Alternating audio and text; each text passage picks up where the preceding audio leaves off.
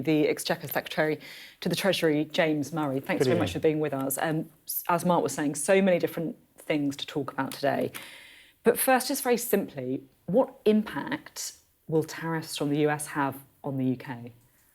Well, we obviously want to avoid tariffs, so that's why we've been negotiating so intensively in recent weeks to try and get an economic deal. You know, those negotiations began after the Prime Minister visited... Sorry, the question is, what impact will tariffs have on the UK?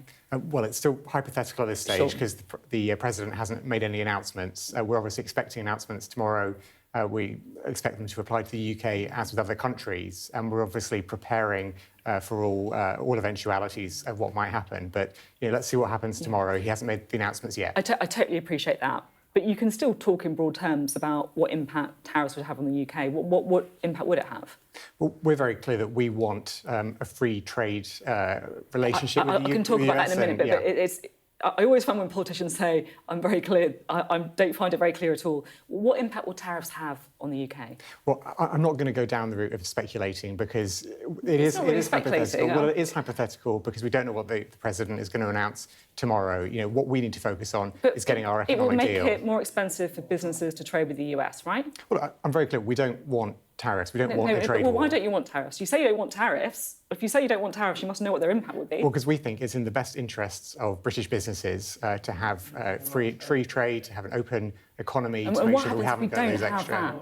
I mean, I know this sounds like a really obvious question, but I'm very aware that we talk about all these things, tariffs, trade deals, without being clear about why we're talking about them. So this is the chance just to be clear to people, what impact will tariffs... It's not a trick question. What impact will tariffs have on the UK?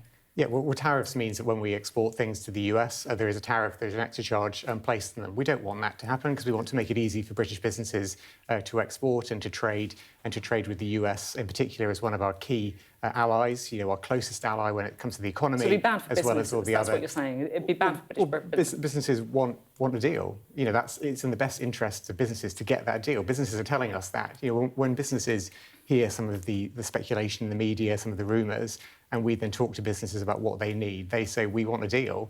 And that's why we're saying, OK, look, we're not going to have a knee-jerk reaction. We're going to be cool-headed and pragmatic. We're going to do everything we can to get that deal, because that's what British businesses are telling us they want. I am slightly intrigued as to why you won't just say that it would be bad for business, but look, I get it. How quickly do you think you could get a trade deal in place with the US then? Well, I'm definitely not going to put a time scale on it because, you know, we haven't even had the announcement made by the President yet, which he's going to make tomorrow, and we'll see what comes out from that. What we're doing is negotiating intensively to get that economic deal. And as your correspondent said just there, tomorrow is not the end of that process. So if there are tariffs announced tomorrow and if they affect the UK as with other countries, then our intensive negotiation to get a deal will continue because, you know, that's what businesses want to see happen. Have tech companies been discussed as part of those trade talks? Well, I'm not sitting there in the trade talks, so I can't give a running commentary on what is or isn't being discussed. But I know that, you know, the idea about having these discussions is to try and come to an economic deal, which is in our interests, and in the US's. You meet some of their concerns and their demands as well, because it is ultimately a deal. Can you guarantee that the digital services tax won't be reduced?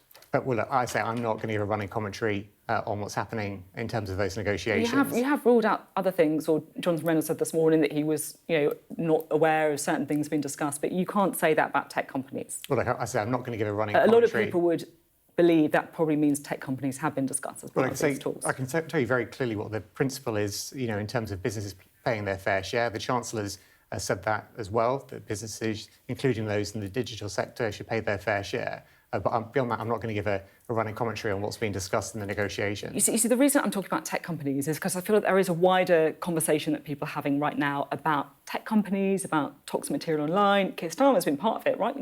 He asked the makers of adolescence into number 10. But, you know, you're not banning phones in schools. You're not ruling out reducing a digital services tax. You're not saying that the tech companies aren't part of the trade talks. Can you understand why some might be worried that you're effectively going soft on the tech companies in order to try and placate Donald Trump and get that trade deal through?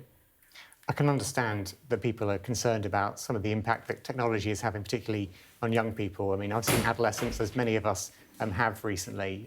You know, I know it from people, relatives and so on in my own life, about the impact that technology can have on them. So I think we're very alive to these issues. What we need to do is work out what the right response is. You know, as a government, we don't go for sort of knee-jerk responses. We're saying, right, what is the right response to these issues that we're facing? What will actually deliver change? You know, and if you look at the Prime Minister setting out his plan for change, it's very focused on what will actually make a difference in people's lives. And that applies to our key priorities in terms of economic growth and making people better off. But it applies across the board in terms of having, you know, meaningful change that actually improves people's lives.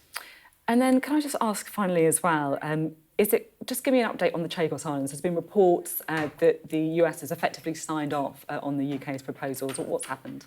Well, again, I can't give a timescale or a sort of running commentary on that, but we know that the President has indicated he's sympathetic toward the deal, and we know that having that deal secured would be in the interests of the UK and the US in terms of national security and making sure that's stable for the future. OK, thank you very much indeed. Jade Smyrie speaking to us there on the Politics Hub. Thank you.